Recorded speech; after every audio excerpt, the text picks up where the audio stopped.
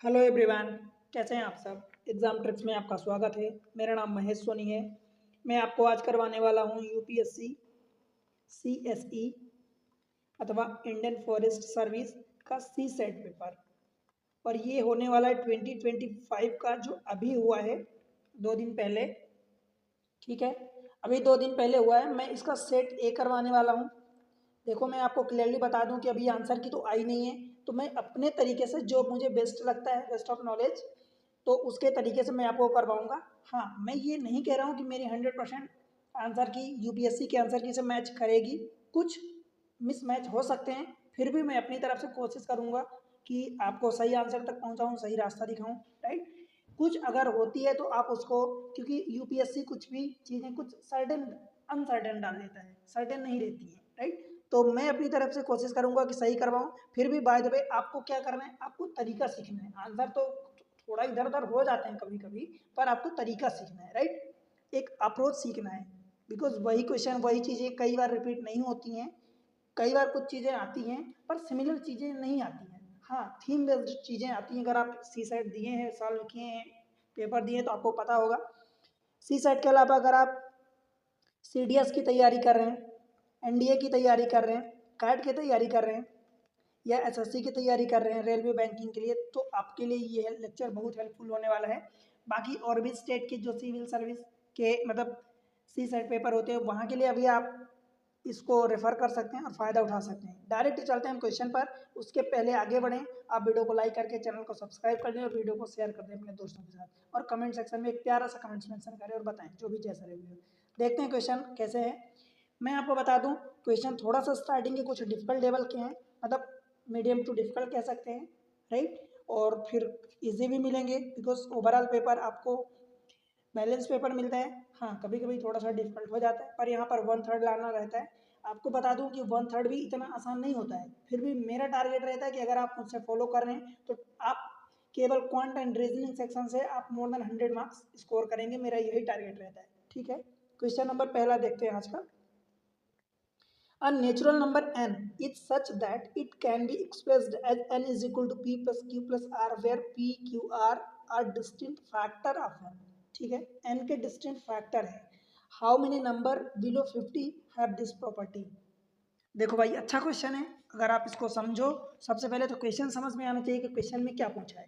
देखो, एक natural number n है। सपोज मैं n लिखता हूँ, तो n के कुछ फैक्टर होंगे। Suppose 1 2 3 4, suppose 5। मान लो, अब ऐसा जरूरी नहीं कि सारे कंजुगेटिव फैक्टर हों।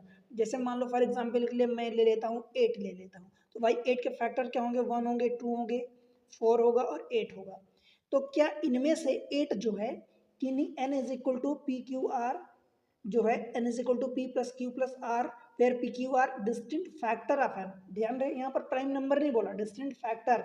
तीनों डिस्टिंक्ट और 3 फैक्टर, भले उसके उस नंबर के कितने भी फैक्टर हों, पर क्या इस नंबर को किसी 3 फैक्टर के सम से लाया जा सकता है। फॉर एग्जाम्पल यहाँ पर आप 8 को इन 3 में से, मतलब कोई भी 3 नंबर उठा लो फैक्टर उसके, उससे 3 का सम आ सकता है क्या? 4 प्लस 2 प्लस 1 आ सकता है क्या? 8 नहीं आ रहा है, तो ये नहीं होगा। समझ आया? तो इस तरीके से आपको चेक करना है। और वो नंबर कितने होने चाहिए? बिलो 50, तभी तो एक लिमिट लगाए, अदरवाइज फिर वो अनलिमिटेड नंबर हो जाएंगे। अब 1 का फैक्टर 1 होगा। देखो, चेक करना है आपको, बट एक मतलब एक तरीके से चेक करना है आपको। सारे ये 1 से लेके 50 तक नहीं चेक करने हैं। ठीक है, बिकॉज ऐसे में तो आप बहुत टाइम लगा दोगे। भाई 1 का चेक करोगे, 1 का फैक्टर 1, तो 1 का फैक्टर, इसमें एक ही फैक्टर है, आपको 3 फैक्टर इसमें चेक करना है। तो पहली बात तो 1 2 3 4, 3 तक तो नहीं होगा। 4 का अगर आप चेक करोगे, लेट से कि 4 का मैं चेक करता हूँ, तो अगर आप 4 का चेक करते हो तो इसके फैक्टर 1 2 4 होंगे। तो क्या 4 3 नंबर के सम से आ सकता है? नहीं आ सकता कभी भी। 5 के भी सिमिलर चीज़ें हो जाएंगी, नहीं आएगा। 1 और 5 ही होगा, 3 नंबर 3 फैक्टर आ ही नहीं रहे। 6 देखते हैं, तो 6 में क्या होगा?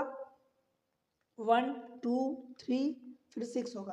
क्या किन्हीं 3 नंबर से इसके 6 लाया जा सकता है? चेक करो भाई। 1 प्लस 2 प्लस 3, ये आ रहा है 1 प्लस 2 प्लस 3, ये तीनों फैक्टर हैं, 6 आ रहा है, तो ये हो जाएगा। 7 को जब चेक करोगे, तो सबसे पहली बात तो ये कि प्राइम नंबर तो होगा नहीं भाई। क्यों नहीं होगा?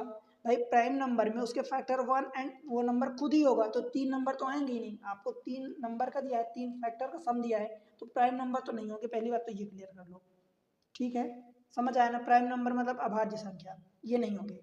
8 का चेक करोगे तो 8 का तो हमने यही चेक कर लिया, तो भाई 8 नहीं है। 9 का चेक करो तो 9 का 1 3 और 9, भाई ये दो नंबर जब 9 को खुद को ऐड करोगे तो वो नंबर उस नंबर से खुद ही बड़ा हो जाएगा। यहाँ पर आपको पता है ना, n इज इक्वल टू उसी के फैक्टर आने चाहिए, 3 नंबर में से n आना चाहिए जो फैक्टर है, तो 6 आ गया जैसे यहाँ से। फिर 10 का चेक करोगे तो 10 का 2 1 होगा, 2 होगा, 5 होगा और 10 खुद होगा। भाई कहीं से नहीं आएगा, 5 2 7 1 8 नहीं होगा, तो ये भी नहीं होगा। 11 फिर से प्राइम नंबर, 12 को चेक करो, 1 2 3 4 6 एंड 12। आखिरी नंबर खुद जोड़ोगे नहीं, बिकॉज वो नंबर अकेले ही उसके बराबर है। 3 नंबर को जोड़ो, जैसे मान लो 6 4 10 और 2 12 आ रहा है, तो यस ये वाला हो जाएगा, ठीक है। समझ आ रहा है ना क्वेश्चन में। तो आई थिंक एक चीज़ मुझे समझ में आई अब तक। देखो क्या समझ में आई, ये 6 था, 6 के बाद 12 हुआ, 12 के बाद अब कोई 13 नंबर तो होगा नहीं, मतलब जैसे देखो 13 तो होगा नहीं बिकॉज प्राइम नंबर है। 14 को अगर आप चेक करोगे तो 1 2 7 14, भाई कहीं से आएगा क्या, 7 2 9 1 10 नहीं आ रहा। 15 को लोगे तो 1 3 5 और 15 खुद को तो छोड़ दो यहाँ से, 5 3 8 1 9 नहीं हो रहा। 16 को लोगे तो क्या हो जाएगा, 1 2 4 8 16, तो 8 4 12 और 2 14, अरे 15, ये भी नहीं हो रहा है। 17 फिर से प्राइम नंबर, उसमें 2 ही फैक्टर होंगे, मतलब वो नंबर और 1। 18 जब चेक करोगे, 18 चेक कर लेते हैं यहाँ से, 18 चेक करेंगे तो 1 2 3 4 नहीं होगा, 5 नहीं होगा, 6 होगा, फिर 9 होगा एंड 12 होगा। 12 कहाँ होगा, 18 होगा डायरेक्ट। तो अब खुद को नंबर को तो लोगे नहीं, तो 9 6 15 3 18, देखो 3 18 आ गया। भाई एक चीज़ मुझे समझ में आई कि 6 का मल्टीपल हो रहा है, 6 12 18, तो अगला वाला क्या होगा, 24 होगा। फिर 24 के बाद 18 30 36 42 और 48। क्यों भाई, समझ में आया। मुझे 3 से यही पता चल गया कि 6 का मल्टीपल हो रहा है। अब चेक कर लेते हैं कि क्या सच में हो रहा है क्या बाकी नंबर। 24 को जब चेक करोगे तो 1 2 3, ये 3 4 6 8 12, नंबर 24 इटसेल्फ। 24 हमें कहाँ से लाना, 12 ये हो गया, अब बचा 12, तो 8 और 4 12, तो 12 12 24 हो गया, ठीक है भाई, तो ये भी हो जाएगा, क्लियर है। 30 को देखो तो 1 2 3 5 6, फिर और क्या होगा, 6 पंचे 30, फिर 15 एक होगा, 15 के बाद 30, कुछ और होगा क्या, छूट रहा है क्या, समथिंग 10, हाँ 10 छूट रहा है, तो 10 होगा। अब देखो मुझे 30 लाना है 3 नंबर को जोड़ के, तो 15 ये हो गया, पहला नंबर बड़ा वाला उसको तो कंसिडर ही नहीं करोगे खुद का नंबर, तो 15 10 25 और 5 30, तो ये भी आ रहा है, तो ये भी करेक्ट होगा। 36 को तो 1 2 3 6 4 भी होगा, 6 के बाद 9 12 3 36, 18 दूनी 36 और 36 को तो 18 बचा 18, तो 12 और 6 18 हो गया 30 36, तो ये भी हो जाएगा। 42 को जो चेक करें तो हम, तो 1 2 3 6 7 14 3 42, 21 दूनी 42 और 42 लाना है तो 21, अब 21 और लाना है तो 14 और 7 21, 21 दूनी 42 हो गया, ठीक है, तो ये भी करेक्ट है। सेम चीज़ 48 को, तो मुझे एक चीज़ समझ में आ गई अब तक कि भाई 6 के सारे मल्टीपल हो रहे हैं तो 48 भी होना चाहिए। इसको मैं 48 को देखो यहाँ लिख देता हूँ, जगह कम है, 1 2 3 4 6 8, और क्या क्या होगा 8 के बाद, 12 चौक 48, 12 16 3 48, 16 3 48, ये यहाँ पर 16 के बाद 24 दूनी 48, नंबर मिस हो रहा, 24 और 16 3 48, मान लो 48 हो गया। अब हमें 3 नंबर से 48 लाना है, तो 24 तो एक तो 24 हो गया, दूसरा फिर मान लो अगर मैं 16 ले लेता हूँ, ये 16, तो 16 24 लाने तो इसमें 8 ऐड करूँगा, 8 है तो यहाँ से भी आ रहा, मतलब ये 48 भी होगा। कुल मिला के भाई आपको 6 के पूरे मल्टीपल मिल रहे हैं, 1 2 3 4 5 6 7 8, तो ये 8 इसका आंसर हो जाएगा। ठीक है, समझ आया? इसका आंसर ऑप्शन सी हो जाएगा। क्लियर है? आगे बढ़ूँ भाई, आपको एक पैटर्न लगाना है। आप पूरे के प्राइम नंबर तो अक्सर से समझ गए पहले से कि प्राइम नंबर नहीं होगा, बिकॉज प्राइम नंबर के दो ही फैक्टर होते हैं, ये एक तो 1 होता है, एक नंबर वो खुद होता है, और यहाँ पर 3 नंबर दिए हैं, तीनों डिस्टिंक्ट होने चाहिए। ठीक, प्राइम नंबर नहीं होंगे। फिर ऐसा चेक करो कि एटलीस्ट 3 फैक्टर हो ना, और वो नंबर खुद के अलावा एटलीस्ट 3 फैक्टर हो। तो फिर आगे बढ़े, 6 आया, हमने 12 तक चेक कर लिया। जब 6 के बाद डायरेक्ट 12 मिल रहा है, 6 का अगला मल्टीपल बीच के नहीं हो रहे हैं, तो समझ में आ गया कि 6 के मल्टीपल हो रहे हैं, हमने उनको डायरेक्ट चेक किया। ठीक भाई, आगे बढ़ते हैं। क्वेश्चन नंबर 6 देखो, there are 3 prime number P Q R each less than 20। 3 prime number तीनों 20 से लेस हैं। ठीक है, such that p minus Q is equal to Q minus R, how many distinct possible value we get from p plus Q plus R. ध्यान रहे, p Q are की distinct value नहीं पूछा, p plus Q plus are की कितनी distinct possible value हैं आपसे ये पूछा है। ठीक है, पी क्यू आर भाई तीनों प्राइम नंबर हैं और तीन की तीनों 20 से लेस हैं, तो 20 से लेस प्राइम नंबर कितने होते हैं भाई? 8 होते हैं। देखो कौन कौन से होते हैं, 2 3 5 7, पहले 4 ये हो गए, उसके अलावा फिर होते हैं 11 13 17 और 19, ये 8 प्राइम नंबर होते हैं 20 से लेस।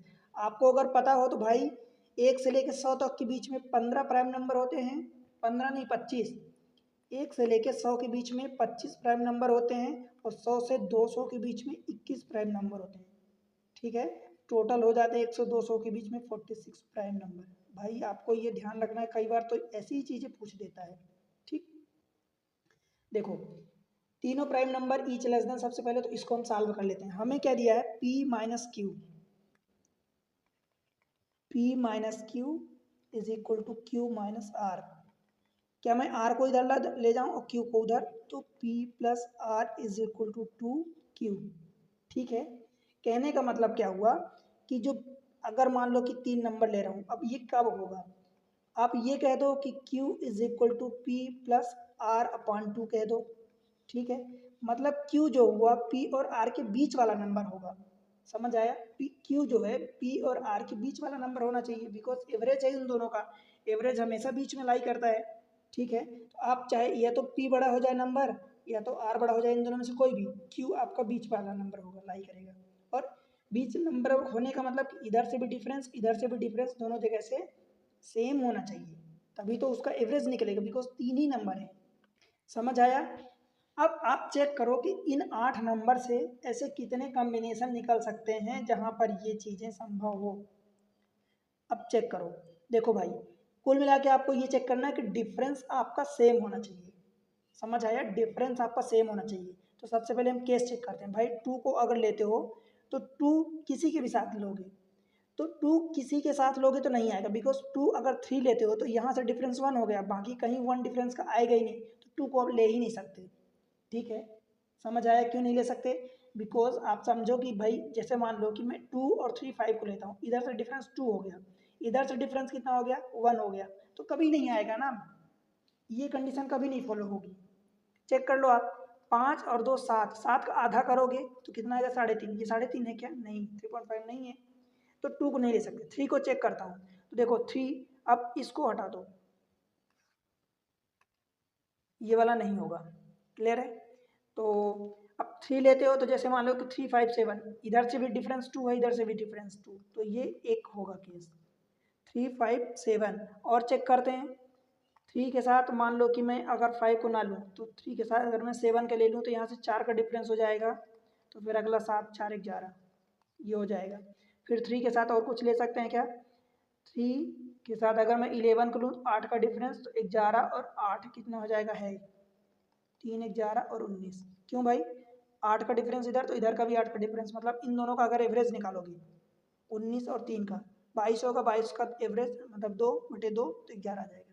केस फॉलो हो रहा, और कुछ तो नहीं होगा। फिर 3 के साथ अब इसको चेक करने के बाद अलग चेक करते हैं, 5 के साथ चलते हैं। तो 5 7 इधर से 2 का डिफरेंस है तो ये इधर, तो 5 7 11 नहीं होगा। 5 के साथ क्या हो सकता है, 5 के साथ अगर 11 जा रहे हैं तो भाई 6 का डिफरेंस आ रहा है, तो 11 से 6 करोगे तो 17 आएगा। 5 11 17, समझ आ रहा ना। देखो 11 5 17 5 कितना हो जाएगा 22, 22 का फिर एवरेज लोगे मतलब बटे 2 करोगे तो ये 11 आ जाएगा। ठीक, ये कंडीशन आपकी सेटिस्फाई होनी चाहिए। फिर अगर 5 के साथ क्या कुछ और आ सकता है क्या, 5 के साथ अगर मान लो 11 के बाद 13 लेते हैं तो ये 8 का डिफरेंस, तो 13 8 21 हो जाएगा, तो वो नहीं होगा 5 के साथ, अभी तो नहीं होगा। ठीक, फिर हम 7 का चेक करते हैं, तो 7 के साथ जैसे 11 चलते हैं तो 7 4 11, तो 11 4 17 ठीक है। 7 4 11, 11 4 17 ठीक है। 4 का डिफ नहीं नहीं गलत हो रहा ना, 11 6 17 होगा, तो ये नहीं होगा। मतलब यहाँ से 11 वाला तो नहीं होगा 7 के साथ। 7 के साथ अगर हम 13 चलें तो 7 6 13 और 13 6 19, तो ये 13 हो जाएगा, 13 6 19, ये एक फॉलो होगा। और आगे चेक करें भाई, तो अगर 7 का काम पूरा हो गया, 11 चले तो 11 2 13, तो फिर ये डिफरेंस इधर नहीं हो जाएगा, फिर 11 इधर तो नहीं होगा। ठीक, 11 6 तो इधर नहीं होगा। मतलब हमारे पास 1 2 3 4 5 केस आए। अब 5 में से हमें चेक करना है कि ये condition P plus Q plus r distinct value होनी चाहिए। ठीक है, डिस्टिंक्ट वैल्यू सम निकालते हैं तीनों का, ये 3 पी क्यू आर है। अब इनका सम निकालते हैं, इनका सम निकालते हैं। पहले वाले का जब अगर आप सम निकालोगे, हमसे p plus Q plus r पूछा है, तो देखो 7 3 10 5 15, तो ये 15 होगा। 7 3 10 और 11 21, 19 और 11 30 हो जाएगा, और 3 33, 17 5 22, 23 10 33, इधर से भी 33 आ गया, इधर से भी 33, 13 और 7 20 और 10 30 9 39 39। अब हमसे इसके डिस्टिंक्ट देखो, ये इसका मतलब समझो, 5 केस तो आए पर ये 33 और ये 33 दोनों सेम हो गए, तो डिस्टिंक्ट वैल्यू कितनी आई भाई, 4 ही आई। 15 21 33 और 39, 15 21 33 और ये 39, तो हमारा आंसर 4 हो जाएगा। 4 डिस्टिंक्ट वैल्यू मिल रही है, ऑप्शन ए हो जाएगा। ठीक है भाई, क्लियर हुआ क्या। आगे बढ़ते हैं, क्वेश्चन नंबर नेक्स्ट देखते हैं, 7th क्वेश्चन। क्वेश्चन नंबर ये बोल रहा है, how many possible value of p plus Q plus r they are satisfying condition 1 upon p plus 1 upon q plus 1 upon r is equals to 1 where p q r are natural number not necessarily distinct. मतलब जरूरी नहीं कि वो distinct हो, same भी हो सकते हैं। तो ऐसे कितने, how many possible value means p plus Q plus are की कितनी पॉसिबल वैल्यू होगी, बशर्ते वो ये इस कंडीशन को सेटिस्फाई करना चाहिए कि 1 upon p plus 1 upon q plus 1 upon r ये 1 होना चाहिए। ठीक है, सबसे पहला तो मुझे ये बोला है कि नॉट नेसेसरली डिस्टिंक्ट, मतलब जरूरी नहीं कि वो डिस्टिंक्ट हो, मतलब सेम हो सकते हैं। तो मेरे दिमाग में सबसे पहले तो ये आया, मुझे लगता है आपके भी दिमाग में आ गया होगा कि भाई 1/3, मतलब 3 पी क्यू आर तीनों की वैल्यू 3 3 रख दो, उसका उल्टा करोगे 1/3 प्लस 1/3 प्लस 1/3, इसको जोड़ोगे तो भाई ये 1 आएगा, because 3/3 that is equal to 1। एक तो यही हो गया, मतलब पी क्यू आर की वैल्यू आप 3 3 रख दिए ईच केसेस में, तो इसकी पी एक तो ये वैल्यू हो जाएगी। ठीक है, 9 हो जाएगी। क्या होगी, हमें जोड़ हमसे सम नहीं पूछा है, हमें तो बस केस पूछा है कि क्या पॉसिबल वैल्यू है। ठीक है, और हम चेक करेंगे तो क्या क्या कर सकते हैं भाई। अगर मान लो कि मैं एक की वैल्यू 1 ले लेता हूँ, तो 1/1, 2 की वैल्यू, अब मुझे बाकी 2 से क्या लाना है, यहाँ से 1 आ गया। ठीक है, तो बाकी हमें 1 ही लाना है, तो यहाँ से तो कुछ और नहीं हो सकता, बिकॉज मैं अगर 1/2 भी रखूँ तो भाई इन दोनों को मिला के 1 होगा, तो ये 1 + 1 2 हो जाएगा, that is not equal to 1। ठीक है, तो ये नहीं होगा। जैसे मैं यहाँ पर 1/2 रखा, तो मेरे दिमाग में एक और चीज़ आई कि अगर मैं एक की वैल्यू 1/2 रख दूँ, बाकी 2 की वैल्यू फिर मुझे इधर से इन दो जगह से 1/2 लाना पड़ेगा, बिकॉज 1/2 प्लस 1/2 कितना होगा, 1 होगा। तो मैं इधर से 1/2 लाना है, तो 1/4 प्लस 1/4 रख दूँ क्या भाई, तो मतलब पी क्यू आर की वैल्यू में क्या ले रहा हूँ, 2 4 4 ले रहा हूँ। ठीक है, तो यहाँ से 1/2 प्लस 1/2 दैट इज 1 हो जाएगा, तो ये भी करेक्ट है। ठीक है, एक ये केस हुआ, एक ये केस हुआ, और क्या क्या ले सकते हैं भाई, और सोचो। हाँ, एक चीज़ और संभव है कि जैसे मैं 1/2 इधर से लिया, मतलब एक वैल्यू 2 लिया, तो अब मुझे इधर से 1/2 लाना है, तो क्या मैं 1/3 प्लस 1/6 लिख दूँ, 1/3 को 2 का ऊपर नीचे जब इधर मल्टीप्लाई करोगे तो 2/3 2/6 हो जाएगा प्लस 1/6, दैट इज इन दोनों को मिला के आप 3/6 लिखोगे, दैट इज इक्वल टू 1/2, तो 1/2 प्लस 1/2 अगेन ये 1 हो जाएगा। समझ आया? मतलब हमने यहाँ से क्या लिया, 2 3 6 लिया, तो ये 3 वैल्यू आपको सेटिस्फाई करेंगी, आपका आंसर हो जाएगा ऑप्शन 3। ठीक है भाई, कोई और वैल्यू सेटिस्फाई करे तो आप बताना, 3 वैल्यू फिलहाल सेटिस्फाई कर रही है। ठीक है, अगर एक और वैल्यू मान लो कोई मिल जाती है, हालांकि मिलेगी नहीं, मैं चेक किया हूँ, तो एक वैल्यू कोई और मिल जाती है तो फिर आपका ऑप्शन करेक्ट हो जाएगा, मोर देन 3 हो जाएगा। यूपीएससी की खास बात यही होती है कि ऑप्शन जो होते हैं जनरली कंसेक्यूटिव देता है, तो वो थोड़ा सा डिफिकल्ट हो जाता है, बिकॉज एक भी अगर गिनती छूटी तो समझो कि फिर आपका आंसर गलत हो जाएगा, यही मेन सबसे प्रॉब्लम होती है। चलते हैं अगले क्वेश्चन पर, क्वेश्चन नंबर 8। ये क्वेश्चन आसान हो गया अगर आप थोड़ा सा रीजनिंग आती है। What comes at x by what comes at x and y respectively in the following sequence। देखो जनवरी दिया, फिर जनवरी दिया, दिसंबर, अक्टूबर, एक्स, मार्च, अक्टूबर, और ये हो रहा बाई, दिसंबर, सितंबर। ठीक है, तो यहाँ पर क्या कुछ मिल रहा है आपको? पहली बात तो मुझे ऐसा कोई पैटर्न नहीं दिख रहा। देखो मैं अगर जनवरी लिखूँ तो जनवरी अगर मैं नंबरिंग करूँ, 1 से 12 महीने होते हैं, तो मैं नंबरिंग करूँ तो अगर मान लो 1 करता हूँ, फिर जनवरी आ गई, तो भाई इसको मैं जनवरी को 1 फिर से लिखूंगा, या मैं इसको 12 और जोड़ दूँ तो 13 नंबर हो सकता है। बताओ भाई, हो सकता है? अगला वाला देखो दिसंबर है, तो दिसंबर को आप क्या लिख सकते हो, 12 लिख सकते हो या 24 लिख सकते हो। ठीक है, 12वां महीना होता है, या 12 मान लो कि अब जैसे यहाँ मैं इसको 13 लिखा, तो 13 से फिर आगे बढ़ोगे तो 11 महीने जुड़ेंगे, तो भाई ये तो 12 होगा, ये 12 का मल्टीपल अगला 24 हो जाएगा, ये 36 भी हो सकता है। पर मुझे जनरली दिख रहा है कि अगर मान लो ये सीरीज फॉलो होती है तो मोस्ट प्रॉब्ली कि ये 12 हो सकता है, इसका अगला मल्टीपल हो सकता है 36 होगा, उसको भी हम चेक कर लेंगे अगर ये नहीं फॉलो होता तो। ठीक, अक्टूबर है, अक्टूबर का मतलब ये 10 होता है, 10वां महीना होता है। अगर आप 24 से 10 जोड़ोगे, 24 से 10 जोड़ोगे तो क्या आ जाएगा भाई, 34 हो जाएगा, होगा। फिर अक्टूबर के बाद एक्स आ गया। ठीक है, एक्स के बाद आपका मार्च आया है। देखो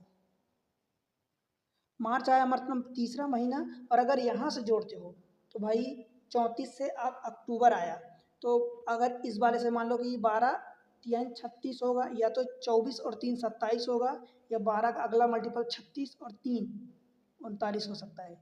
ठीक है, फिर ये अक्टूबर आया, तो अक्टूबर में अब 27 में, अब देखो मतलब 12 का अगला मल्टीपल आप जोड़ोगे तो 24 और 10, अक्टूबर का 10वां महीना होता है, तो 24 10 34 हो सकता है, अथवा 12 3 36, और 36 में 10 जोड़ोगे तो 46 भी हो सकता है, बिकॉज ये सीरीज फॉलो होगी। उसके बाद ये क्या होगा, बाई, एंड बाई के बाद ये सितंबर। अब सितंबर का मतलब ये 10वां महीना होता है। ठीक है, 9वां महीना होता है, सितंबर 9, अथवा ये 46 के बाद मान लो कि आप 12 चौक 48 करते हो तो 48 और 9 जोड़ोगे तो 57 होगा, ऐसा कुछ हो सकता है, या +9 आपका 12 के +9 कुछ ऐसा टाइप का हो सकता है, या 12 पंजे 60 प्लस 69 भी हो सकता है, राइट। अब चेक करते हैं कि क्या पैटर्न लग सकता है। देखो एक से अगर मैं एक तो जाऊंगा नहीं, बिकॉज हम डिफरेंस अगर ले रहे हैं, देखो अगर डिफरेंस लोगे, कुछ स्पेस की प्रॉब्लम हो रही है, अगर डिफरेंस है तो एक से एक जाओगे तो यहाँ डिफरेंस कुछ बढ़ रहा है, तो हम डिफरेंस ही लेंगे भाई। 1 से 12 का डिफरेंस, 13 का जाओगे तो 12 का डिफरेंस आएगा, फिर 13 से आप जब इधर जाते हो 24 में मान लो, अब इधर से -1 तो नहीं करोगे, 13 से अगर 24 जाते हैं तो भाई 11 का डिफरेंस आया, 11 बढ़ा। फिर अब यहाँ से जब आओगे 34 तो यहाँ 10 बढ़ा, 12 11 10, तो अगली बार 9 होना चाहिए, यहाँ से 9, और 9 होने का मतलब 34 में 9 जोड़ोगे तो भाई ये कितना हो जाएगा 43, और 43 का मतलब क्या होता है, 12 3 36, और 36 में 7 जोड़ोगे, और 7वां महीना जुलाई का होता है। समझ आया? तो ये एक्स के लिए जुलाई हो जाएगी। फिर अगर यहाँ 9 बढ़ा तो फिर आगे 8 बढ़ना चाहिए, तो 43 में 8 जोड़ोगे तो कितना होगा भाई, 43 में 8 जोड़ोगे तो 52 होगा। समझ आया? यहाँ 43 में 8 जोड़ोगे तो कितना हो जाएगा 51 होगा। 51 का मतलब देखो 12 चौक 51 होगा, तो इसका मतलब 48 और +3, तो 3 का मतलब मार्च, ये आ गया, करेक्ट है। तो यहाँ से आप, यहाँ से देखो मैं इधर लिख रहा हूँ, तो यहाँ से आप 8 जोड़ दिए, फिर इधर से 7 जुड़ना चाहिए, तो भाई 3 में जब 7 जोड़ोगे, या आप कहो कि 43 में आप कितना आया, 51 आया, ठीक है। 51 में 7 जोड़ोगे तो 58 आएगा, और 58 का मतलब क्या हुआ, ये वाला 58 का मतलब कि 12 पंचे 60, तो एक कम ले जाओ, 12 चौक 48 और 10, तो अक्टूबर 10वां महीना होता है, ठीक है। अब यहाँ 7 जुड़ा तो यहाँ कितना जुड़ना चाहिए, 6, तो 58 में 6 जोड़ोगे, या 10 में 6 जोड़ोगे, 10 में 6 जोड़ोगे 16, 16 का मतलब 12 + 6 यानी 4 हो जाएगा, 4 मतलब ये 4, और 4 का मतलब अप्रैल होता है, ठीक है। फिर इधर से आप जोड़ोगे 5, तो अप्रैल में 5 यानी 4 + 5 9, और 9वां महीना सितंबर, देखो ये आ गया। तो आपका आंसर क्या आ जाएगा, एक्स की वैल्यू जुलाई आ गई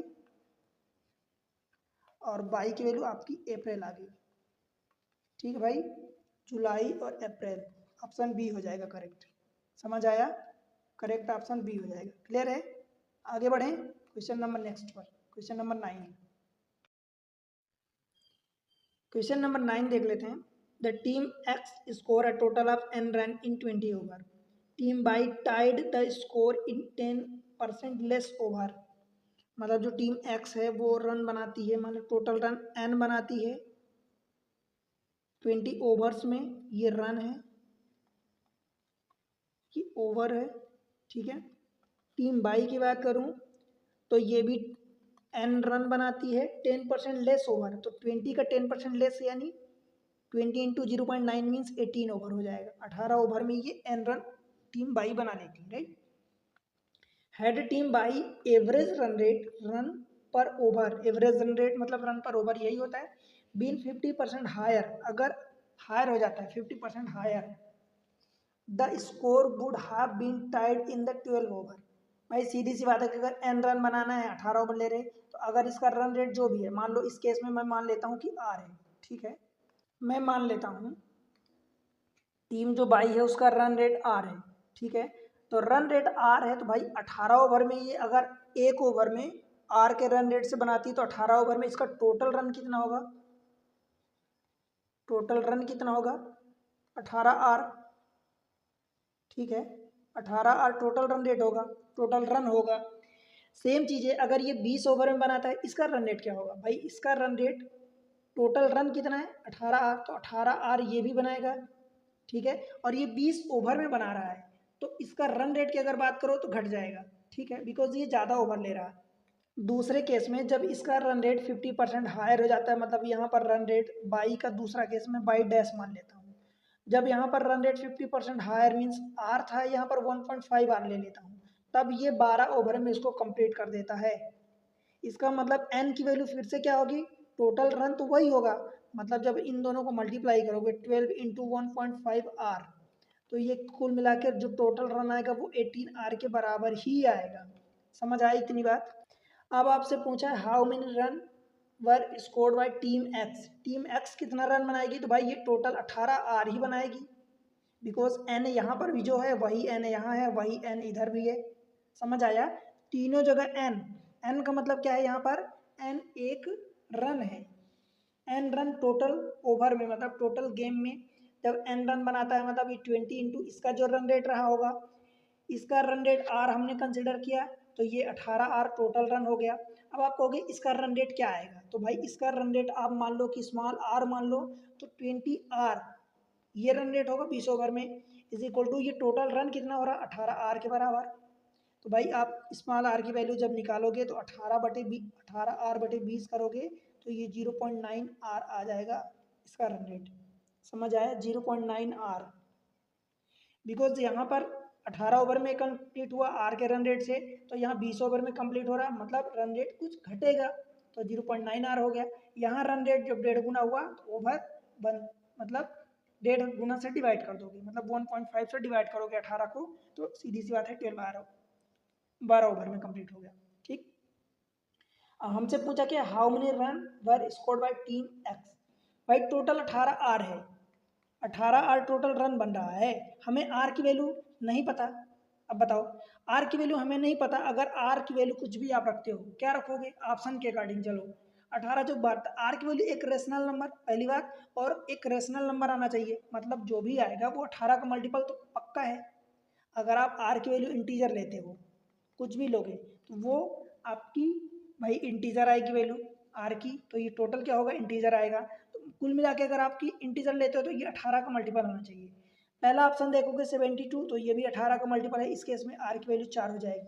पॉसिबल है, यहाँ भी पॉसिबल है, यहाँ भी पॉसिबल है, यहाँ भी पॉसिबल है।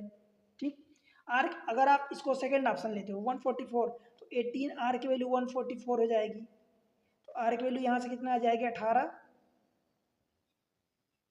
8, 18 8 144 हो जाएगा। इस केस में आर की वैल्यू 4 हो जाएगी। संभव है, इस केस में भी संभव है। जब आर की वैल्यू 216 लोगे, 18 आर की वैल्यू 18 से डिवाइड करोगे तो 18 एकम कहाँ गया, 18 एकम 18, 3 बचेगा 18 दूनी 36। तो ये भी संभव है, मतलब तीन के तीनों संभव है। कुल मिला के आप ये कह सकते हो कि भाई 18 आर की वैल्यू आप 18 का मल्टीपल होना चाहिए, या यो कह दो कि अगर आप आर की वैल्यू आप 72 की बजाय आप 36 रखोगे तो वो भी हो जाएगी। समझ आया, ये 72 का मल्टीपल कह दो, उससे भी बेहतर है कि 18 आर आ रहा, आप आर ले रहे हो तो 18 का मल्टीपल कह दो, सारी वैल्यू पॉसिबल होगी। ऐसे बहुत सारे तो कांट डिटरमाइन, आप डिटरमाइन नहीं कर सकते कि ये वाला होगा, ये होगा, ये होगा, या इनके अलावा कोई और होगा। ठीक है भाई, समझ आया। अगले क्वेश्चन पर चलते हैं, क्वेश्चन नंबर 10th। ये इजी क्वेश्चन है। The price P of a commodity is first increased by k percent, then decreased by k percent, again increased by k percent and again decreased by k percent। भाई दो बार k percent से increase हो रही है और दो बार decrease हो रही है। फर्क नहीं पड़ता कि पहले इंक्रीज हुई देन डिक्रीज डिक्रीज, मतलब कहने का मतलब कि पहले इंक्रीज फिर डिक्रीज फिर डिक्रीज ऐसा हो, अथवा increase decrease decrease increase increase किसी ऑर्डर में हो, बस दो बार इंक्रीज हो रही, दो बार डिक्रीज हो रही, ये है। आप जब इंक्रीज होता है, मान लो कि मैं कहता हूँ कि एक वैल्यू x है, जब उसमें 20% इंक्रीमेंट होता है तो क्या करते हो, या तो 1.2 को मल्टीप्लाई करते हो तो 1.2x हो जाता है, अथवा इसी को x इंटू आप क्या करते हो, देखो 100 प्लस 20/100 ये करते हो, तो 120/100 दैट मीन्स कि ये यही तो 1.2 आता है। सेम चीज़ें आपको यहाँ करनी है। ठीक है, अब देखो मैं इन चीज़ों को रफ कर दे रहा हूँ जगह बनाने के लिए, चलो रहने देता हूँ। ये x है, ठीक, यहाँ लिखता हूँ। पहले एक बार k परसेंट इंक्रीज हो रही फिर डिक्रीज हो रही, भाई हो क्या जाता है, if the new price is q, मैं न्यू प्राइस को q लिखता हूँ, न्यू प्राइस q हो जाती है, तो p में पहले k परसेंट का इंक्रीज हुआ तो 100 प्लस k/100 ये लिखोगे। अगली बार डिक्रीज हुआ तो उसी ऑर्डर में अगर मैं लिख दूँ तो 100 माइनस k/100 ये लिखोगे। फिर इंक्रीज हुआ तो 100 प्लस का k/100 ये लिखोगे। क्यों भाई, ठीक है। अगली बार फिर डिक्रीज होता है तो 100 माइनस k/100 यही लिखोगे। बताओ कुछ भी डिफिकल्ट है क्या यहाँ तक। देखो 100 मतलब 10 का स्क्वायर होता है, 1 2 3 4, जब 10 के स्क्वायर को 4 बार मल्टीप्लाई करोगे 10⁸ हो जाएगा, और इसको मल्टीप्लाई कर दो इधर लेफ्ट साइड में तो 10⁸ क्यूब। समझ आया। ऑप्शन देख के आपको बड़ा डर टाइप का लग रहा होगा कि कितना डिफिकल्ट है, बट उतना ही इजी है, कुछ भी करना ही नहीं है, ये पी अपनी जगह है। ठीक है, देखो क्या करना है हमें, ऑप्शन किस फॉर्म में दिया है, मैं क्या करता हूँ भाई, ए प्लस बी ए माइनस बी, 100 प्लस के 100 माइनस के क्या होगा बताओ, ए प्लस बी ए माइनस बी, ए स्क्वायर माइनस बी स्क्वायर, तो क्या मैं ए स्क्वायर मतलब 100 का स्क्वायर लिख सकता हूँ, और जब मैं 100 को लिखूंगा तो 100 का स्क्वायर मतलब 10⁻2 और उसका स्क्वायर मतलब 10⁻4 और माइनस बी स्क्वायर मतलब के स्क्वायर, इतना लिखूंगा। इन दोनों पार्ट्स को भी मैं सेम चीज़ लिखूंगा, तो 10⁻4 और माइनस का के स्क्वायर। बोलो भाई, अब देखो ये सेम चीज़ें ये और ये है, तो क्या मैं एक ही बार लिख के इसको स्क्वायर कर दूं, तो ये 10⁸ q is equal to p into 10⁻4 minus के स्क्वायर और उसका होल स्क्वायर ये अलग से। ठीक है, बस यही अपना आंसर आ गया। ढूंढ लो कौन सा आंसर है, पी इंटू 10⁻4 माइनस के स्क्वायर का whole square Q into 10⁸, option A ही मिल गया। ठीक है भाई, तो यही करेक्ट हो जाएगा। इसमें 8 है, इन दोनों में 4 है, तो ये तो होंगे नहीं। फिर यहाँ 10⁻4 माइनस के स्क्वायर है, इसमें के स्क्वायर का होल स्क्वायर है। ठीक है, ऑप्शन ए हो जाएगा करेक्ट। क्लियर है भाई, समझ आया क्या, आसान था क्वेश्चन। ये तो सीधी सी चीज़ें हैं कि परसेंटेज आप बढ़ाते हो उसमें, अब यूपीएससी है तो वो थोड़ा सा के इधर उधर कुछ ABCD डालेगा आपको कंफ्यूज करने के लिए। आपको फंडे आते हैं ना, परसेंट कैसे बढ़ाना है कैसे घटाना है, बस यही लगा दिया, आंसर आ गया। चल दो अगले क्वेश्चन पर चलते हैं। क्वेश्चन नंबर 15 क्यूब का क्वेश्चन है। देखो, a solid cube is painted yellow on all its face, the cube is then cut into 60 smaller but equal piece. ये देखो 60 दिया है भाई, मतलब ये क्यूबाइड टाइप का है। आप हम जनरली अगर 64 दिया होता तो मैं इसको 4 की पावर 3 लिखता, आप भी यही लिखते, ठीक है, बट 60 दिया है। 60 smaller cube but equal piece में दिया है, equal piece by making the minimum number of cut, minimum number of cut which of the following statement is are correct. Minimum number of cut is 9. The number of smaller piece which are not painted on any face is 6. ठीक है, ऐसे cube जो किसी भी face पे painted ना हो वो 6 हैं। चेक करते हैं 60 को, चेक करते हैं क्यूबाइड फॉर्म में। क्यूब तो नहीं है तो क्यूबाइड फॉर्म में कुछ हो सकता है क्या, मतलब 3 नंबर्स का मल्टीप्लाई, जैसे 4 की पावर 3 है तो एक्चुअली इसको 4 इंटू 4 इंटू 4 हम यही लिखते हैं। तो 60 को क्या लिख सकते हैं, मान लो कि 12 पंचे 60, तो 12 को मैं 3 इंटू 4 इंटू 5 ये लिख सकते हैं क्या हम, बताओ भाई। 60 पाँचों को 20 3 60, करेक्ट है यहाँ तक। अब देखो क्या करते हैं, नंबर ऑफ कट, अगर n-1 n का क्यूब होता है, जैसे जब भी आपका क्यूब n क्यूब होता है तो नंबर ऑफ कट क्या होते हैं, n क्यूब का मतलब भाई n इंटू n होता है। तो नंबर ऑफ कट यहाँ से n-1 लगता है, यहाँ से n-1 लगता है, और यहाँ से भी n-1, मतलब जितनी फेसेस हैं, जितनी साइड की लेंथ की साइड है उससे एक कम कट मारना पड़ता है। सपोज मान लो जैसे कि ये है, तो इसमें एक कट मारोगे तो 2 पार्ट में डिवाइड होता है, तो एक ही कट लगा ना, साइड इसकी एक, मतलब एक ये 2 थी तो आपको एक कट लगा, 3 होती, मान लो ये 3 होता है तो 2 कट लगते, एक और ये 2, तो n-1 कट लगते हैं। इन सबको जब जोड़ते हो तो आपका वहाँ पर आता है 3 इंटू n-1, ठीक है। सेम चीज़ें यहाँ पर अगर आपसे कट पूछा है तो भाई क्या करोगे, सीधा सा आसान फंड है, 3 को 2 कट मारोगे, 4 वाले को 3 कट मारोगे और 5 वाले को 4 कट मारोगे, इनको जोड़ दो, कितना आ रहा है, 3 और 2 5 4 9, टोटल 9 कट लगेंगे आपके। ऑप्शन में दिया मिनिमम नंबर ऑफ कट आपके 9 लगेंगे, तो पहला ऑप्शन तो करेक्ट हो गया, ठीक है। समझ आया क्या। The number of smaller piece which are not painted on any face is 6। इसको भी चेक करते हैं भाई। जब हमारा क्यूब में होता है n क्यूब होता है तो उसमें नो फेस पेंटेड क्या होता है, फार्मूला याद है, नो फेस पेंटेड n-2 का होल क्यूब, यही होता है भाई। कहाँ से आता है, जब ये n होता है तो सब में 2 माइनस कर दो, और 2 जब माइनस करोगे फिर इसका क्यूब लाना है तो आप यहाँ मल्टीप्लाई करोगे। मतलब सेम चीज़ें यहाँ पर है कि अगर हमारे पास 3 इंटू 4 इंटू 5 का दिया है तो आपको क्या करना है, सब में 2 माइनस करना है। तो इससे 2 माइनस करोगे तो 1 हो जाएगा, इसमें 2 माइनस करोगे तो 2 हो जाएगा, इसमें 2 माइनस करोगे तो भाई 3 हो जाएगा। इनको मल्टीप्लाई कर दो, 1 इंटू 2 इंटू 3 दैट इज 6 हो जाएगा। तो ऐसे 6 फेस होंगे जिस पर कोई भी फेस पेंटेड नहीं होगा, 6 क्यूब होंगे जिसका कोई भी फेस पेंटेड नहीं होगा, तो ऑप्शन आपका सेकेंड भी करेक्ट हो जाएगा। और इस तरीके से आपके दोनों ऑप्शन करेक्ट हो गए। बताओ भाई, यहाँ से आप 3 minus 2 into 4 minus 2 into 5 minus 2 आप ये करोगे, that is 1 into 2 into 3 is equal to 6। समझ आया क्या। आप क्यूब पढ़ो, देखो मैं जो चीज़ें पढ़ाया हूँ भाई लेक्चर अवेलेबल है। क्यूब हो गया आपका, 2 क्वेश्चन यहाँ से आ जाते हैं जो सिलॉक्स के क्वेश्चन होते हैं, ठीक है। वेन डायग्राम के जो क्वेश्चन सिलॉक्स वाले होते हैं वो आ जाते हैं। रिमाइंडर के तो हर बार क्वेश्चन आते हैं, डिजिट वाले हर बार क्वेश्चन, डिजिट और रिमाइंडर जनरली सिमिलर टॉपिक है। ये चीज़ें भाई पढ़ो, लेक्चर अवेलेबल है, सर्च करो एग्जाम ट्रिक्स बाय MS या एग्जाम ट्रिक्स पर बाय महेश सोनी, आपको मिलेगा लेक्चर, इतने अच्छे से पढ़ाऊँ कि कभी भूलेगा नहीं। चलते हैं अगले क्वेश्चन पर, क्वेश्चन नंबर 16। ये आसान क्वेश्चन है। 7 24 एक स्टार मार के है, इससे 25 आ रहा है, 12 16 से 20 आ रहा है, then what come in 16 63 and equals to, मतलब सेम पैटर्न लगाना है। तो भाई 7 और 24 से 25 कैसे आएगा।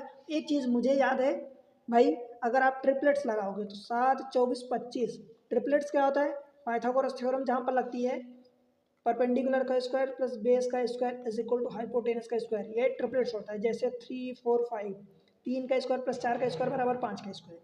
सेम चीज़ें जैसे 7 का स्क्वायर प्लस 24 का स्क्वायर बराबर 25 का स्क्वायर आ जाता है। 7 का स्क्वायर देखो प्लस 24 का स्क्वायर जब करोगे तो ये 25 का स्क्वायर आता है। कैसे? 7 का स्क्वायर 49, 24 का स्क्वायर कितना होता है 576। इन दोनों को जब ऐड करोगे तो 9 6 15, कैरी 2, 7 और 4 11 और 2 नहीं 7 4 11 और 1 12, कैरी 1 आया था ना, 9 6 15 1 आया था, ठीक है। और 5 1 6।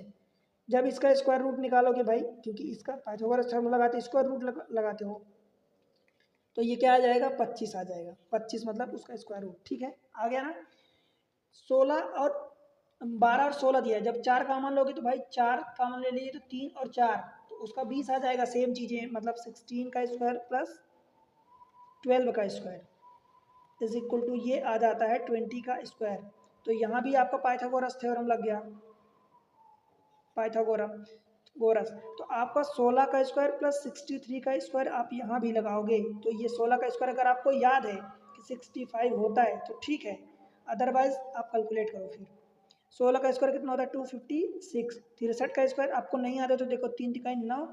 सेम चीज़ ऐसे मल्टीप्लाई, पहले डिजिट का पहले डिजिट से 3 तिकाई 9, फिर पहले का दूसरे से 3 छक 18, फिर दूसरे का पहले से तो 18 दूनी 36 की 6, कैरी 3, फिर पहले दूसरे वाले का दूसरे 6 6 36 और 3 39।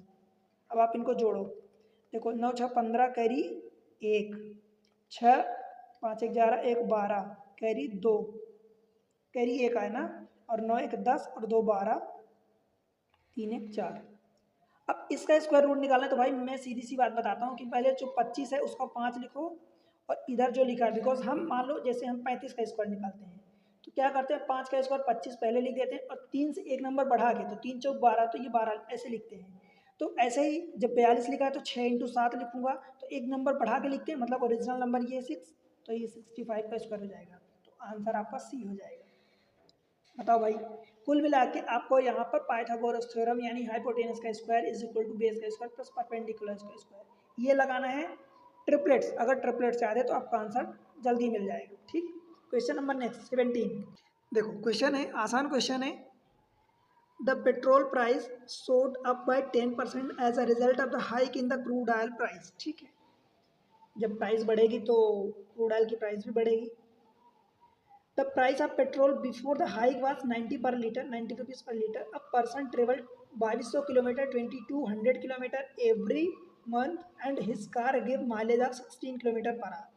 Right? By how many kilometers should he reduce his travel if he want to maintain his expenditure at a previous level?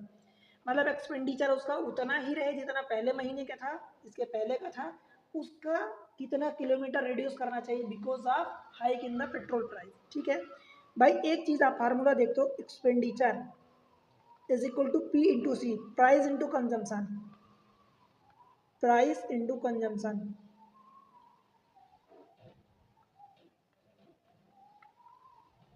मतलब आप हिंदी में लिख सकते हो कीमत इंटू खपत। एक्सपेंडिचर यही होता है। अगर यह बोल रहा है कि एक्सपेंडिचर को प्रीवियस लेवल यानी अगर इसको सेम रखना है तो भाई क्या करोगे, पहले वाले की कीमत प्राइस इंटू कंजम्पशन बराबर दूसरे वाले की कीमत प्राइस इंटू कंजम्पशन, तभी तो सेम होगा एक्सपेंडिचर दोनों का। एक्सपेंडिचर पहले के लिए ये, दूसरे के लिए ये, दोनों को सेम कर दो इन दोनों को। समझ आया? बाकी चीज़ों से माइलेज क्या कितना दे रहा है वो उससे हमें मतलब नहीं है, हमें तो काम की चीज़ें बस इतनी है, दोनों का प्राइस इंटू कंजम्पशन पहली बार का, प्राइस इंटू कंजम्पशन दूसरी बार का, इक्वल कर दो, बस आपका आंसर आ जाएगा। बिकॉज आपका एक्सपेंडिचर सेम है। अगर एक्सपेंडिचर में कुछ चेंजेस आता, जनरली नहीं आता, जब क्वेश्चन ऐसे देता है तो जनरली नहीं देता, जनरली आपको ऐसा ही देगा कि एक्सपेंडिचर को सेम रखा जाए, तो बस इन दोनों को इक्वल कर दो। पहली बार की प्राइस कितनी थी भाई, 90 रुपये लीटर थी कुछ, 90 रुपये लीटर। ठीक है, उसका कंजम्पशन, कंजम्पशन मतलब कितना कर रहा था, कंज्यूम मतलब 2200 किलोमीटर यहाँ पर चल रहा था। अब यहाँ कंजम्पशन मतलब खाना खाने से नहीं है, एक्चुअली 2200 किलोमीटर उसको टोटल एवरेज मिल रहा था, 2200 किलोमीटर यानी चल रहा था। ठीक, एवरेज नहीं चल रहा था इतना। सेकेंड टाइम उसका प्राइस कितना होना चाहिए, मान लो मुझे नहीं पता तो प्राइस में, अच्छा प्राइस 10% से बढ़ जाती है ना, प्राइस 10 किलोमीटर से 10% से, तो 90 का 10% बढ़ाओगे तो डायरेक्ट आप 99 लिख दो या 90 इंटू 1.1 लिख दो, कोई दिक्कत यहाँ तक, ये नई प्राइस हो गई। अब हमें बोल रहा है कि कंजम्पशन कितना घटना चाहिए, मतलब ट्रेवल उसका 2200 किलोमीटर से कितना घटना चाहिए। तो मैं मान लेता हूँ कि 2200 किलोमीटर से x घट जाए, ठीक है। x जब घटेगा तो टोटल कितना बचेगा, 2200 माइनस एक्स। मुझे x की वैल्यू निकालनी है, क्या आप निकाल सकते हो? देखो ये 90 कट जाएगा भाई, 2200 में से जब 1.1 का डिवाइड करोगे तो 2200 minus x is equal to 2200 बटे 1.1, यानी ये 2000 आ जाएगा। कैसे आया, 2200 इस वाले 1.1 को डिवाइड करोगे, ठीक है, इतना आ गया। अब क्या करना है, x को राइट साइड उठाने जाओ, 2000 को इधर, तो 2200 माइनस 2000 200 बचेगा बराबर x की वैल्यू 200 आ गई। मतलब पहले 2200 किलोमीटर चलता था, अब उसको 200 किलोमीटर की अपनी ट्रेवल जर्नी पर मंथ रिड्यूस करनी पड़ेगी because of the hike in the petrol price, due to hike in the crude oil price, ठीक है। तो ये आपका आंसर हो जाएगा, 200 किलोमीटर रिड्यूस करना पड़ेगा, ऑप्शन बी बॉम्बे। क्लियर है भाई, कोई दिक्कत यहाँ तक, समझ आया ना? चलो अगले क्वेश्चन पर चलते हैं, क्वेश्चन नंबर 18। देखो क्वेश्चन बोला है, आई थिंक आसान क्वेश्चन है। A 4 digit number n is such that when divided by 3, 5, 6, 9 leaves the remainder this much respectively, what is the smallest value of n। इस टाइप के क्वेश्चन कई बार आते हैं, मैं आपको कई बार बताया हूँ। अब देखो हर केस में रिमाइंडर अलग अलग दिया है, तो भाई सबसे पहले तो आप जो ये डिवाइजर है, डिवाइजर को रिमाइंडर से सब्ट्रैक्ट करो, करस्पॉन्डिंग 3 माइनस 1 कितना होगा 2 पहले वाले में, 5 माइनस 3 2, 6 माइनस 4 2, 9 माइनस 7 2। हर बार रिमाइंडर कट, हर बार डिवाइजर यानी डिवाइजर माइनस रिमाइंडर, ये डिफरेंस, मैं इसको डिफरेंस बोलता हूँ। डिफरेंस जो है हर बार सेम आ रहा है, क्यों भाई आ रहा है क्या? तो इसके लिए मैं फार्मूला बताया हूँ कि आपका जो नंबर होगा वो इनका डिवाइजर का एलसीएम मीन्स एलसीएम ऑफ 3 है 3569 के प्लस करोगे कि माइनस, भाई माइनस करोगे, माइनस डिफरेंस यानी 2। ये फार्मूला ध्यान रखना बस। अब के की वैल्यू आप पूछोगे, के की वैल्यू देखो एलसीएम तो निकाल लोगे आप, के की वैल्यू क्या होगी, तो के की वैल्यू डिपेंड करती है कि कंडीशन पर, कि आपको 3 डिजिट का नंबर चाहिए, 2 डिजिट का नंबर चाहिए, उसमें मिनिमम चाहिए कि मैक्सिमम चाहिए, 4 डिजिट का नंबर चाहिए, मिनिमम चाहिए कि मैक्सिमम चाहिए, तो के की वैल्यू क्वेश्चन के अनुसार चेंज होगी, ठीक है। ये डिफरेंस को हमेशा ध्यान रखना, डिफरेंस अगर सेम है करस्पॉन्डिंग डिफरेंस, तो डिफरेंस को हमेशा माइनस करोगे, समझ आया? अब भाई बस क्वेश्चन हो गया इतना, अगर आपको आता है तो 3 5 देखो एलसीएम आप 3 3 5, 3 और 9 का एलसीएम 6, तो 3 का काम ही खत्म हो गया। 9 6 में 2 एक्स्ट्रा है, तो 2 इधर मल्टीप्लाई हो जाएगा, तो 9 दूनी 18 और 5 90, तो 90, तो एलसीएम आ गया, ठीक है, समझ आया? नंबर आपका होगा अब 90 के माइनस 2, इस फॉर्म का नंबर होगा। हमें 4 डिजिट का नंबर चाहिए और वो चाहिए मिनिमम नंबर, स्मॉलेस्ट नंबर। तो भाई 4 डिजिट के लिए के की वैल्यू क्या रखोगे, 12 नहीं है 108, तो मतलब के की वैल्यू अगर आप 12 रखते हो तो क्या हो जाएगा 1080 हो जाएगा और माइनस 2। बोलो भाई, अगर के की वैल्यू आप 11 रखते हो तो फिर एन की वैल्यू क्या होगी, देखो 11 9 99 990 और माइनस 2, ये 3 डिजिट का नंबर आएगा भाई, बिकॉज 988 आएगा, तो ये 3 डिजिट का आएगा। हमें 4 डिजिट का चाहिए, तो के की वैल्यू हमें 12 रखनी पड़ेगी, ठीक है। 1080 में से 2 माइनस कर दोगे तो 1078 आ जाएगा। के की वैल्यू में बोला ना आपको भाई कि के की value according to question, depend on question, वो चेंज होगी, जो भी पूछा होगा minimum maximum 3 digit 2 digit 5 digit 7 digit जितना भी पूछा होगा, के की वैल्यू उसके अनुसार चेंज होगी। आपको ये फार्मूला ध्यान रखना है।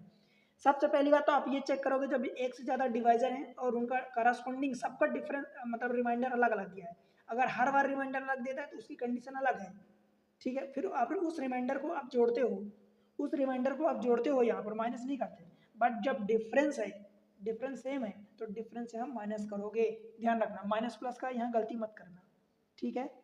अगर आप फिर भी आपको डाउट लगता है, फिर भी आपको डाउट लगता है, तो भाई 1078 ये जो नंबर आप कैलकुलेट किए हो, तो 3 से डिवाइड करो, 5 से डिवाइड करो, 6 से डिवाइड करो, 9 से डिवाइड करो, देखो हर बार रिमाइंडर यही आता है कि नहीं आता करस्पॉन्डिंग।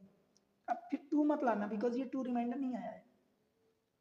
3 से डिवाइड करोगे तो आपका 2 रिमाइंडर आना चाहिए, 5 से डिवाइड करोगे तो आपका, अच्छा 3 से डिवाइड करने के बाद 1 रिमाइंडर है ना, तो इधर 1 आना चाहिए रिमाइंडर, इधर आपका 3 आना चाहिए, इधर 4 आना चाहिए और इधर 7 आना चाहिए, जो भी दिया है 1 3 4 7, तो ये रिमाइंडर आना चाहिए, तभी तो ये नंबर सेटिस्फाई होगा, करेक्ट होगा। ठीक, आगे बढ़ते हैं। आई होप की बातें आपको समझ में आ गई। अच्छा, ऑप्शन तो हमने ठीक ही नहीं किया, कौन सा ऑप्शन था इसका? 1078, यानी ऑप्शन सी हो जाएगा। आगे बढ़ते हैं क्वेश्चन नंबर नेक्स्ट पर। क्या दिया क्वेश्चन में? रीजनिंग का बहुत आसान क्वेश्चन हो गया। देखो, कंसिडर द फॉलोइंग स्टेटमेंट, ये ग्रेटर लेस का दे दिया, बोला है b is always greater than e, then second में भी बोला है then s is always less than b. भाई चेक कर लेते हैं, कोई प्रॉब्लम नहीं है। देखो, मैं बोलता हूँ कि अगर ये ग्रेटर है, ये ग्रेटर देन इक्वल्स टू है, अगर ये दोनों आ गया तो ग्रेटर तो है ही सही, उसके साथ इक्वल भी आएगा। अगर ये सेम चीज़ लेस है, लेस इक्वल है, कितनी भी बार है, तो ये लेस देन इक्वल्स टू ये वाला साइन आ जाएगा, इन दोनों से लेस देन और इक्वल्स टू। अगर ये ग्रेटर है भाई, कहीं लेस देन आ गया या लेस देन और इक्वल्स टू आ गया, मतलब ये दोनों आपस में अपोजिट होते हैं, तो अपोजिट नहीं आना चाहिए। ठीक है, अपोजिट नहीं आना चाहिए भाई। ग्रेटर है, ग्रेटर देन और इक्वल्स टू चलेगा, लेस है, लेस देन और इक्वल्स टू चलेगा, बट अगर लेस है इसमें ग्रेटर आ गया अथवा ग्रेटर देन और इक्वल्स टू आ गया, ये अपोजिट होती है, ये नहीं चलेंगी, ये नहीं चलेगा। ठीक है, इनमें से कोई नहीं। अगर लेस है, ग्रेटर भी आ गया तो ये भी अपोजिट है, ग्रेटर है, लेस आ गया अथवा लेस देन और इक्वल्स टू आ गया, ये सब अपोजिट होते हैं, तो अपोजिट नहीं चलेगा। मतलब नहीं चलने का मतलब कि आप इस केस में कुछ भी क्लियरली नहीं कह सकते। ठीक, और अगर ग्रेटर के साथ एक भी बार अगर इक्वल आ गया अथवा लेस के साथ, लेस से बहुत सारे मान लो लेस है, उसके साथ एक भी बार अगर क्या आ गया, इक्वल आ गया, तो आप फिर आपका कंक्लूजन लेस देन और इक्वल्स टू ही लगेगा। ठीक, भाई देखते हैं। देखो, हमसे क्या बोला, then B is always greater than E. हम चेक कर लेते हैं, बी कहाँ है, यहाँ है, ई यहाँ है। देखो, यहाँ ग्रेटर है, यहाँ लेस आ गया, उल्टा हो गया ना, तो भाई हम कुछ नहीं कह सकते, हमें नहीं पता ना, बिकॉज लेस आ गया मतलब हो सकता है कि 2 की जगह डायरेक्ट 15 आ जाए, 1 की जगह 3 आ जाए, कुछ भी, तो ये अपोजिट साइन होते हैं। यहाँ ग्रेटर था, बी ग्रेटर देन सी, अब सी लेस देन, ये उल्टा हो गया, ये वाले दोनों साइन उल्टे हो गए, तो ये नहीं हो सकता। तो ऑलवेज ग्रेटर भाई ये नहीं कह सकते, हो भी सकता है, नहीं भी हो सकता। ठीक, then s is always less, फिर से चेक करते हैं, s is always less than v, ये बोल रहा है भाई, चेक करते हैं। देखो, बी यहाँ है, यहाँ इक्वल है, तो ठीक है, बी और यू इक्वल हो गए, ग्रेटर देन और इक्वल्स टू ठीक है, इक्वल ठीक है, यहाँ उल्टा हो गया। देखो, ये दोनों अपोजिट साइन हो गए, तो यहाँ भी नहीं होगा, आप इसको भी गलत करोगे, डायरेक्ट आपका आंसर डी निकलेगा। ठीक है, जैसे मान लो मैं और बताऊँ आपको चेक करके कि भाई यहाँ पर मैं बात करूँ पी और एस तक, तो पी और एस में जो भी कंक्लूजन पूछेगा, तो यहाँ ग्रेटर है, यहाँ इक्वल है, यहाँ ग्रेटर देन इक्वल्स टू, तो पी ग्रेटर देन और इक्वल्स टू एस आएगा। ठीक है, पर उसके बाद टी आएगा, तो ये पी ग्रेटर देन और इक्वल्स टू टी भी आ जाएगा, ये भी आ जाएगा, पर यहाँ पर यू का नहीं आएगा, बिकॉज यू में फिर इधर ग्रेटर था, इधर ग्रेटर देन और इक्वल्स टू था, इधर लेस देन और इक्वल्स टू, उल्टा हो गया, अपोजिट साइड, तो उसको आप नहीं कह सकते, ये करेक्ट हो जाएंगे दोनों, अब वो वाले इनकरेक्ट, उल्टा हो जाएगा। ठीक, उसका कंक्लूजन आप नहीं निकाल पाओगे। अगले क्वेश्चन पर चलते हैं, question number 20। What is the unit digit of the multiplication of this much? देखो, 1 इंटू 3 इंटू 5 इंटू 7 इंटू 9, मतलब 999 तक जा रहे हो, दैट मीन्स कि देखो पूरे के पूरे ऑड नंबर हैं, और ऑड नंबर के जब भी मल्टीप्लाई करते हो तो भाई यूनिट डिजिट ऑड नंबर ही आएगी। और ऑप्शन देख लो, सारे के सारे ऑड नंबर हैं, आपको कुछ नहीं करना है इस क्वेश्चन में।